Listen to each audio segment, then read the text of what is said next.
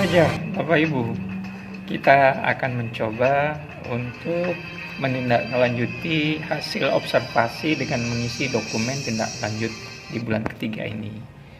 Yang pertama, silakan Bapak Ibu buka dan isi cek dokumennya.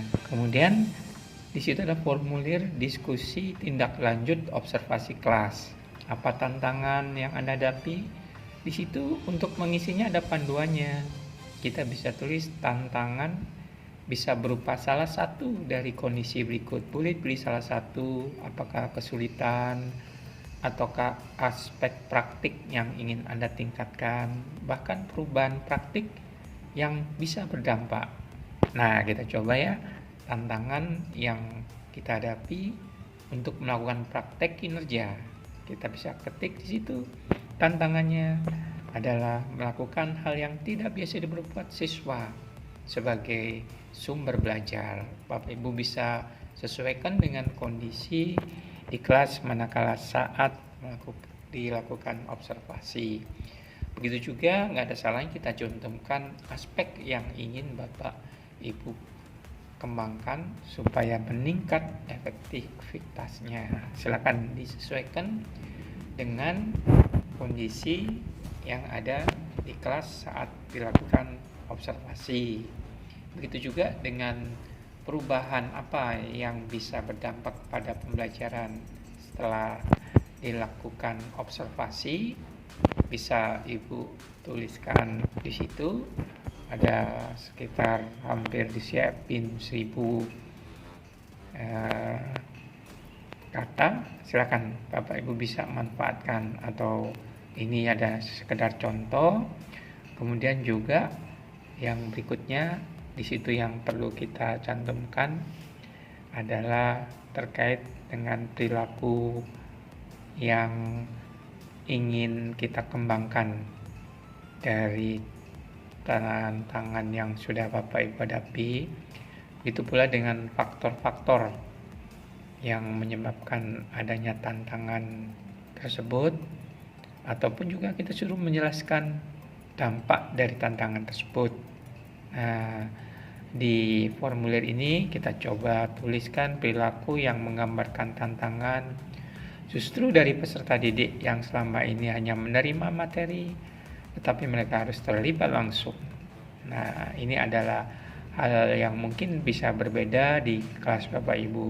Ini adalah contoh dari panduan kita disuruh menjelaskan aspek tantangan tersebut terkait dengan perilakunya. Nah, kalau sudah selesai bisa kita cek kembali sebagai panduan hasil observasinya yang direkomendasikan oleh kepala sekolah ya. Nah, kita bisa buat panduannya untuk menjawabnya. Nah, itu yang bisa kita coba bantu dalam menjelaskan untuk bagaimana cara mengisinya.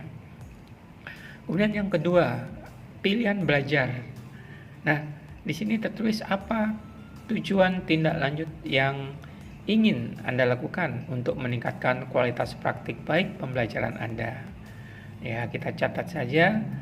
Mungkin di sini saya menuliskan yang pertama menerapkan pembelajaran yang mulai dari memodifikasi modul ajar ya, dan juga bisa kita sesuaikan dengan kondisi saat observasi sebagai satu tindak lanjut, di mana saat itu saya melakukan asesmen awal dan perlu dimodifikasi modul ajarnya. Dan yang kedua juga kita bisa menggunakan beberapa model pembelajaran yang menyesuaikan dengan potensi peserta didik dari hasil asesmen itu. Nah, ini adalah satu contoh tujuan tindak lanjut yang ingin kita lakukan dalam meningkatkan kualitas praktik pembelajaran kita ya. Nah, kemudian yang kedua, apa upaya-upaya yang ingin kita lakukan untuk mencapai tujuan tindak lanjut tersebut?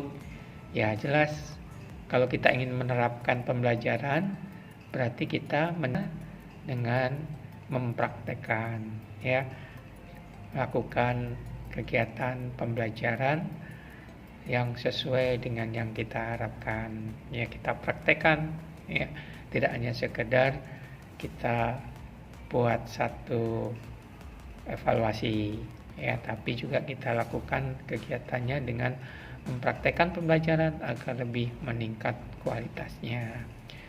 Kemudian upaya lain yang kita bisa tindak lanjuti yang berikutnya adalah memberikan satu kegiatan assessment, ya, begitu juga kita melaksanakannya, ya. Jadi kita susun assessmentnya dari modul ajar yang sudah kita modifikasi serta melaksanakan assessmentnya, ya. Kalau di awal sudah laksanakan assessment diagnostis, nah tinggal assessment formatif dan sumatif. Dan yang ketiga, boleh, ya, untuk mencapai tujuan kita juga memberikan refleksi, ya, sebagai bahan evaluasi diri kita supaya bisa meningkatkan pembelajaran kita jauh lebih baik. Nah, ini adalah contoh setelah Bapak Ibu diobservasi pilihan belajarnya, kita mengisi kolom yang siapkan. Nah, kapan waktunya? Silakan Bapak Ibu sesuaikan. Kalau memungkinkan ya dalam semester ini, ya, supaya tidak tertunda kegiatan Bapak Ibu. Misalnya bulan April kita sudah harus menindaklanjuti untuk topik yang lain, ya.